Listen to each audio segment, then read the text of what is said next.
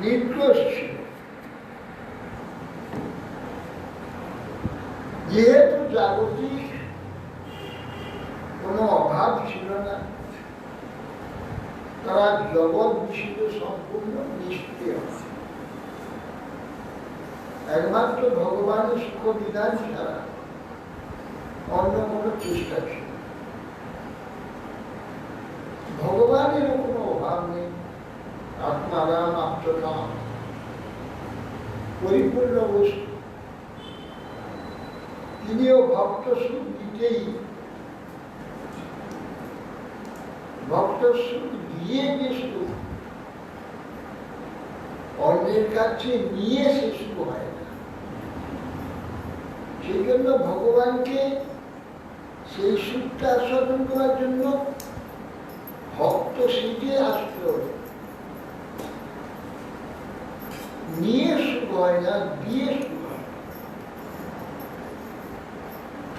তো দিয়ে সেই যে লিপ্ত রাজ হয়, নির্দোষ যারা করছে কারো সসুখ প্রাপ্তির চেষ্টা নেই, গোপীদেরও নেই, ভগবানেরও নেই। কেবল পরস্পর পরস্পরকে সুখ দেওয়ার জন্য এক বিরাট এই চেষ্টা, যাকে বলে ইংরেজি কম্পিটিশন। কম্পিটিশনটা বাংলায় কি হচ্ছে? প্রতিযোগিতা। এখন ভগবান চাচ্ছে আমি পূর্ণভাবে কিভাবে ভক্তকে সুখ দেবো, সেই রকম রসের প্রবাহ, তার প্রক্রিয়া, চমৎকারিকা ভগবান সৃষ্টি করছে। আবার গোপীগণ তারা চেষ্টা করছে কি করে ভগবানকে অধিক অধিকতর সুখ দেবে, তার সে নব নব প্রক্রিয়া নিত্য নূতন সৃষ্টি করছে। উভয় উভয়কে সুখী করা, সেই যে নিষ্কলঙ্ক নিষ্পাপ নিঃস্বার্থ সেই যে রাস,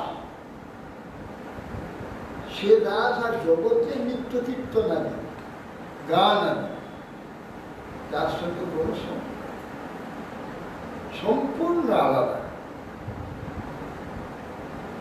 এই জন্যে ভগবান যে রাস করেছিলেন গোপীদের, সে রাসের যে আনন্দ চমৎকার, যা নাকি মহামা অবধূত, হ্যাঁ মুক্ত পুরুষ নির্ধরিতা মুক্ত পুরুষ, সেই রাসের চিন্তা করেন মদন ধ্বংসী মহাদেব। তার লোক হল ওই রাস দর্শন করেছে, রাসে প্রবেশ করেছে। মহাবলীর স্ত্রী মূর্তি ছাড়া কোন পুরুষ মূর্তি ওখানে প্রবেশ করেছে। এই জন্য তিনি স্ত্রী মূর্তি হয়েছে। গোপীশ্বর রয়েছে, গোপীশ্বর অর্থাৎ গোপীর উদ্ধার করেছে। গোপীর উদ্ধার করে ওইখানে রাস স্থলিতে প্রবেশ করেছে। কেন? বিশ্বে নৃত্যকলা, সঙ্গীত কলা গুরু হচ্ছে মহাদেব, শিব। বিশ্ব প্রলয় যার নাকি নৃত্য, নটরাজ, সে নটরাজের নৃত্যই হচ্ছে বিশ্ব প্রলয়। বিশ্বপ্রলয় ঘটনা। তো সঙ্গীতে, নৃত্যে, রাগ, রাগিনী, লয়, মূর্ছনা যেসব সঙ্গীতে রয়েছে, যে সবের গুরু হচ্ছে আর ঠিক এই জন্যে সেই শিব কৃষ্ণের ইচ্ছা সেখানে প্রবেশ করেছে, উপস্থিত ছিল। তার উপস্থিতিতে রাস নৃত্য হয়েছে। অতএব সেই জন্যে ভগবানের যে রাস, রসের প্রাচুর্য, রস সম্বন্ধের প্রাচুর্যে রাস হচ্ছে। আজকে বলরাম সেই রাস করেছিল। কৃষ্ণ তখন ছিলেন, কৃষ্ণ মথুরা। এই রাসের সময় দিবিদ বানরকে বধ করেছিল। হ্যাঁ, দিবিদ বানরকে বলরাম বধ করেছিল। দিবিদ বানর, দিবিদ বানরকে বধ করেছিল এই কথা বলছে, এই রাসের সময় না, সেই সময় না। দিবিদ বানরকে বধ করেছিল বলরাম আমি রাসের সময়, এই কথা বলছে। সে অন্য সময় নিয়ে পালাচ্ছিল, সেই সময় সেটা তো দ্বারকায় নিয়ে পালাচ্ছিল। তো বৃন্দাবনে বিভিন্ন পাড়ায় সংগঠন নিয়ে না, ইয়ে দিবিদ এসে উৎপাত করছিল না, দ্বারকা থেকে। হ্যাঁ দারুণটা উৎপাত করছিল। গোপীদের এসে রঙ্গ ভঙ্গ করছিল, মানে এই দারুণটা বাঁচতে। কৃষ্ণ তখন বৃন্দাবনে মথুরা গোপীদের শোক নাশ করবার জন্য বলরাম একলা গিয়েছে। এই জন্য পূর্ণিমাকে সব গোপীদের নিয়ে ওই নৃত্য কীর্তন গান আজ সেটা, আজ এই বসন্ত পূর্ণিমা, আজকে বসন্ত পূর্ণিমা রাধা গোবিন্দের বিশেষ উৎসব বসন্ত পূর্ণিমায় হচ্ছে। রাধা গোবিন্দেরও রাস হয়েছে। রাধা গোবিন্দ কোনো পূর্ণিমা বাদ দেন, যতগুলো পূর্ণিমা আছে, সেই শরৎ পূর্ণিমা, তারপর হেমন্ত পূর্ণিমা ইত্যাদি পর পূর্ণিমাগুলো সব পূর্ণিমাতে আসুন। এটা বসন্ত পূর্ণিমা। এই বসন্ত পূর্ণিমাও কৃষ্ণের রাস, এই বসন্ত রাস, শারদীয় রাস, হৈমন্তিক রাস, বসন্ত রাস। বসন্ত রাস কৃষ্ণ প্রত্যেক বসন্তেতে বৃন্দাবনে রাস করেছে।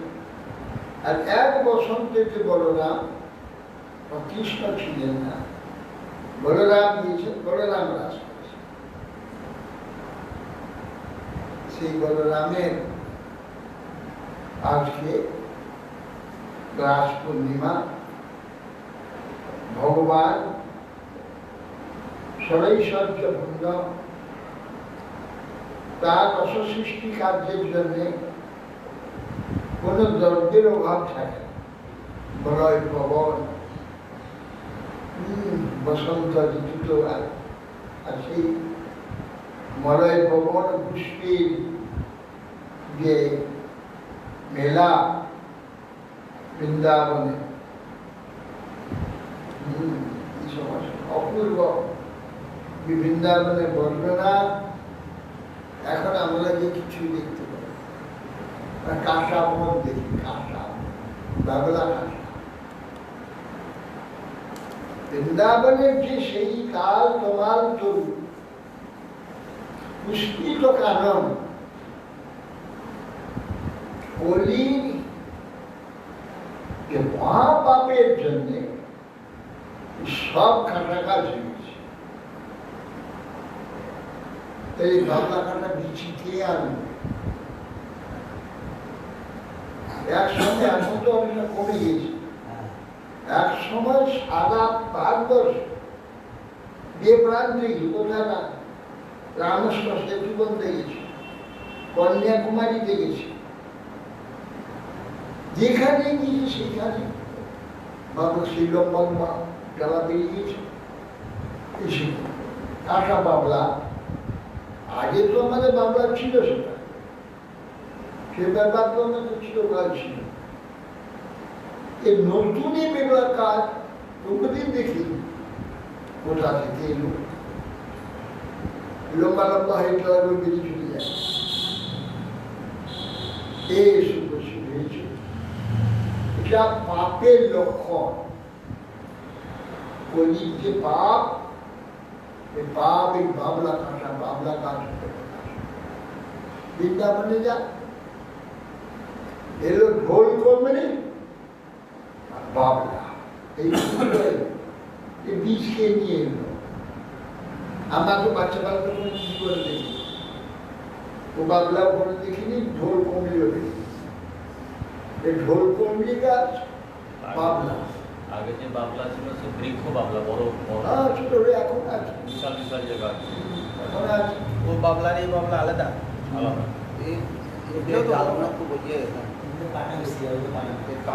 আরো একটা বাবলা আছে, দুটো বাবলা আছে, সাদা সুরমার বা ফল হয়ে খাইয়েছে, ফল খাওয়া যায় ভিতরে নরম দেখে গেলে খাওয়া পরে খুব কাঠ আছে, খুব কাঠ আছে, মুখটা বন্ধ লাগে আবার। ছোট ছোট পাতা। ওটা ওটা একটা আছে। ওটা একটা বাবলা আছে, আর কালো একটা বাবলা আছে। ওকে কি আর একটা নাম আছে ওর, যে অর্জুন হলো সব গান্ধী ঝুঁকে রেখেছিল, ওই সমী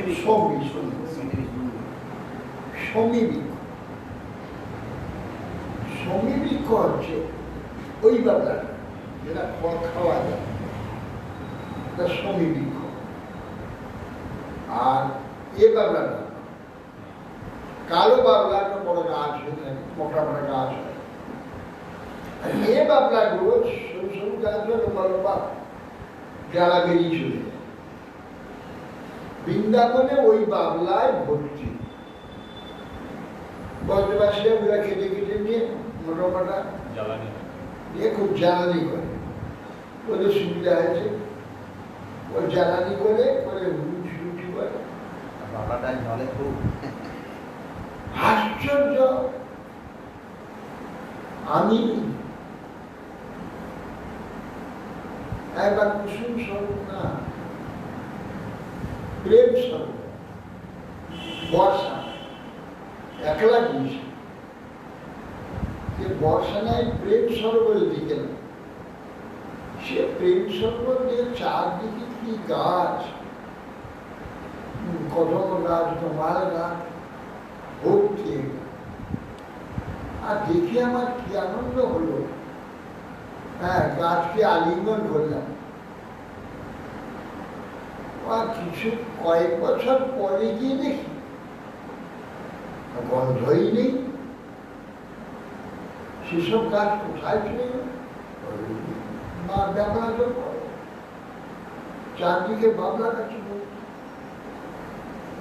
কদম্ব খন্ডিতে যাও, যেখানে যাও সব জায়গায় বাবলা। পাপেতে সব বাবলা